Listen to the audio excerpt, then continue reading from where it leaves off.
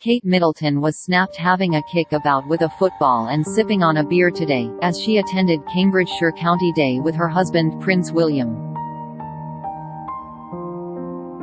Their appointment came at the end of a long day visiting different places in the county, in a trip designed to celebrate the area. First they attended the unveiling of their first official joint portrait at the University of Cambridge's Fitzwilliam Museum, before visiting East Anglia's Children's Hospices, each in Milton, and housing charity Jimmy's, where they heard about the work the organisation does to help homeless people. Arriving at the Cambridgeshire County Day at Newmarket Racecourse, the Duchess, 40, and Duke, 40, received cheers from other attendees. Soon after, the sporty pair took part in a football game, aiming to hit a target by kicking a ball, with Prince William managing to get the ball in the back of the net. Kate, who was wearing a recycled blue L.K. Bennett patterned dress, and wedge heels, also had no problem hitting the target, much to the pleasure of the assembled crowds. The couple later quenched their thirst sampling beers at one of the stalls at the event, with pictures showing Kate beaming as she took a refreshing sip. Earlier that day, the couple visited the University of Cambridge's Fitzwilliam Museum, where they viewed the first official joint portrait of themselves as it was revealed to the public for the first time. The artwork captures Kate looking ethereal in a £1,595 emerald gown by the vampire's wife, which she first wore during a historic 3-day visit to Dublin in March 2020. Sporting £875 Manolo Blahnik green satin pumps, she is seen posing with her arm wrapped around a dapper William, who is dressed in a sharp suit with a blue tie. Painted by award-winning British portrait artist Jamie Corrith, one of Britain's leading portrait artists who focuses on the character of his sitters, evoking a sense of their presence in his work. The piece was commissioned in 2021 by the Cambridgeshire Royal Portrait Fund, held by the Cambridge Community Foundation, as a gift to Cambridgeshire. And while royal portraits can be something of a hit-and-miss affair, the couple gave their personal seal of approval to the painting. William, 40, said after looking at the painting, "It's quite big," and told Corrith it was amazing. Kate's brooch in the painting also catches the eye, not only because she so rarely wears one, but it is a clearly special loan from the monarch, having been made by royal jeweller Gerard in the mid-19th century for Princess Augusta of Hesse-Kassel, the wife of Prince Adolphus, the Duke of Cambridge. The brooch, according to online expert The Court Jeweller, was passed to her younger daughter, Princess Mary Adelaide, the Duchess of Teck, and then on to her daughter, the future Queen Mary, wife of King George V. She loved it so much that she wore it frequently throughout her life, including the christening of her granddaughter, the then Princess Elizabeth, in 1926, as well as the christening of her great-grandson, Prince Charles, in 1948. The Queen inherited the brooch in 1953 and she has worn the heirloom, which features a large pearl surrounded by a cluster of diamonds and a diamond and pearl pendant suspended from the cluster, regularly ever since. The Duke and Duchess met Corrith as they viewed the painting of themselves while in Cambridgeshire for a series of engagements. After viewing the portrait, the Duke and Duchess then met with supporters of the project, including the artist and Lady Sybil Marshall, the wife of the late Sir Michael Marshall, who originally proposed the idea to create the portrait. Members of the public will be able to view the portrait at the 206-year-old Fitzwilliam Museum for an initial period of 3 years, after which the artwork will be exhibited in other community spaces and galleries around Cambridgeshire. Corrith worked to incorporate the city of Cambridge into the portrait by painting the background with the tones and colors of many of the historical stone buildings that are synonymous with it. It also includes the use of a hexagonal architectural motif which can be seen on buildings across the university city. Corrith said it was the most extraordinary privilege of my life to be chosen to paint this picture. I wanted to show their Royal Highnesses in a manner where they appeared both relaxed and approachable, as well as elegant and dignified, he said. As it is the first portrait to depict them together, and specifically during their time as the Duke and Duchess of Cambridge, I wanted the image to evoke a feeling of balance between their public and private lives.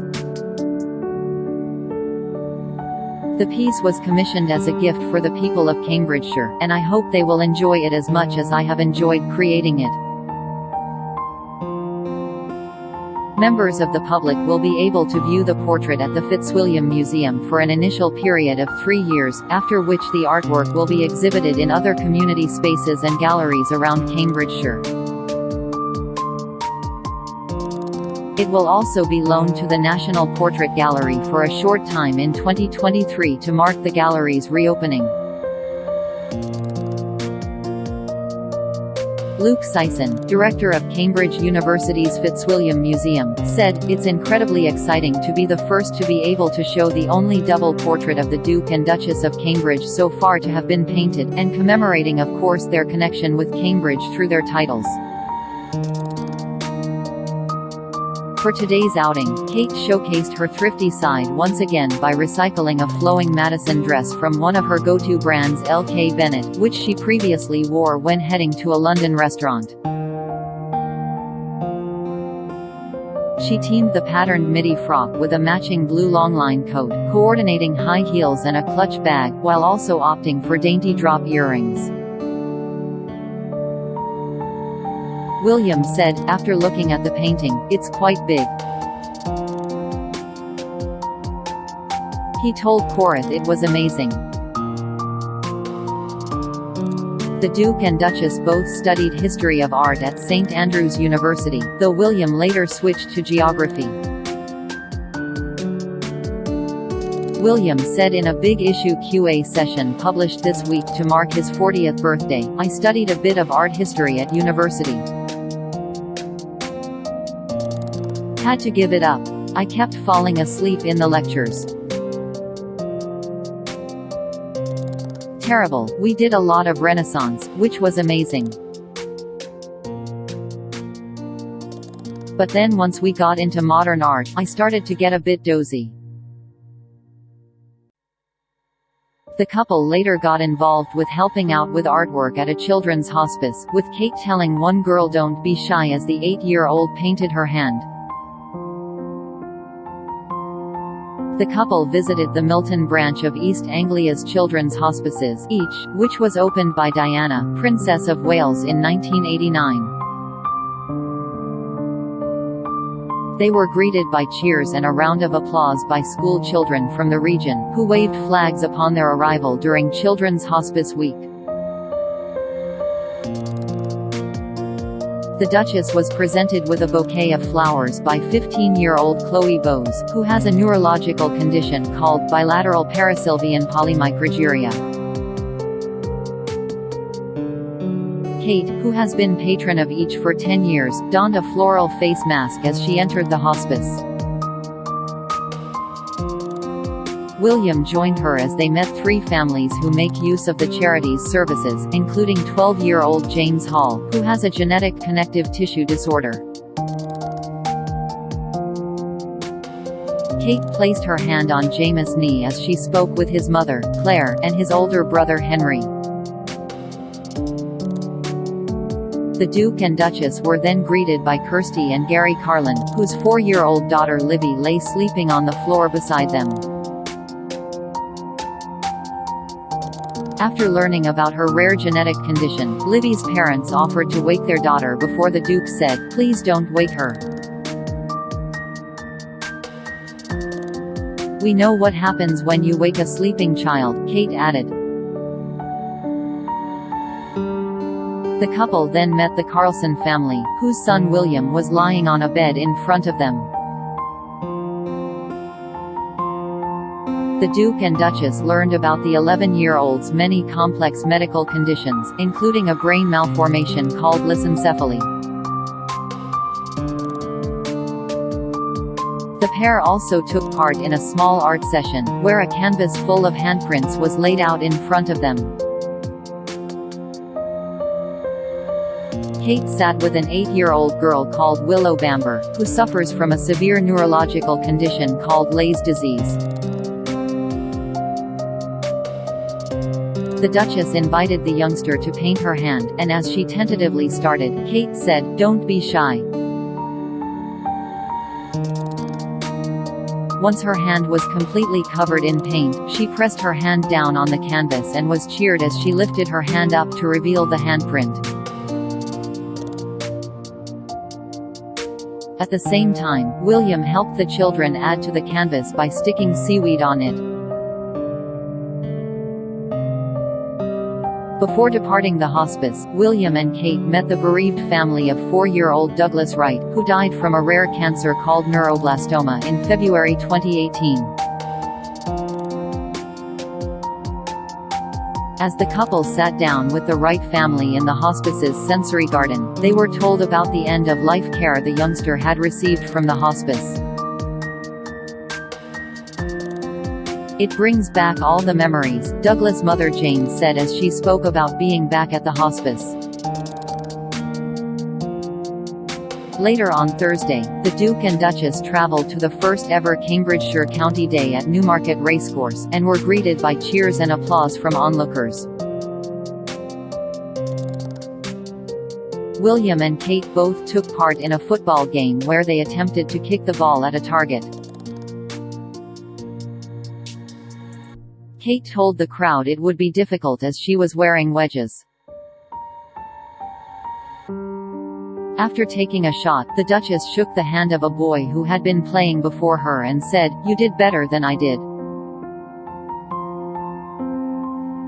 The couple also sampled chocolate and a Jubilee beer before meeting members of the public while walking round a variety of stalls. The event included stands from 120 exhibitors from Cambridgeshire businesses, charity, community and public sectors. Kate spotted one woman holding a child and asked if she could hold her. The baby's mother, Marianne Provost, who had travelled from the Netherlands to watch the races, said the Duchess had asked to hold her child by saying, "I love babies." Her daughter, 4-month-old Nora, was handed back to her, with Ms. Provost telling the Duchess, "Enjoy your day and enjoy your children." Comprising of 120 exhibitors from Cambridgeshire businesses, charity, community and public sectors, the couple will visit a number of stalls and meet members of the public. The County Day will also celebrate the Platinum Jubilee year of the Queen. During the day there will be performances and demonstrations by choirs, bands and dancers as well as showcases from organizations including Blue Light Services, local charities, and voluntary groups. Kate and William will also see leading small and large businesses who are delivering innovations in areas such as medicine and science. During the last stop of the day, a big issue seller shook the Duke of Cambridge's hand and invited him to visit his modular home, after telling William he heard that he had sold the magazine. The Duke and Duchess of Cambridge met Eamon Kelly, 52, on a visit to housing charity Jimmy's Cambridge, which supports people on their journey through homelessness. Mr. Kelly, who has sold the Big Issue in Cambridge for 13 years, is one of the first residents in Jimmy's Modular Homes, which first opened in 2020. Cambridge is one of the first cities in the UK to explore this solution to tackling homelessness, providing small self-contained independent accommodation for those seeking to continue their journey onto full independent living. Mr. Kelly, originally from Belfast, told William, "First heard you're a big issue seller?" The Duke replied, "Well, I gave it a go." Shaking William's hand, Mr. Kelly told him, "Well, I work for the big issue, I sell in Cambridge." He then invited William and Kate into his modular home where they spoke at length. Afterwards, they spoke with those involved in the project about how to tackle homelessness, and as they returned to their waiting Range Rover, William spotted Mr. Kelly again. "There he is," called out William. "Eamon, come here, I'll have a photo with you." "Who's got your camera?" Mr. Kelly posed for a photo, standing between William and Kate, thanking them for it.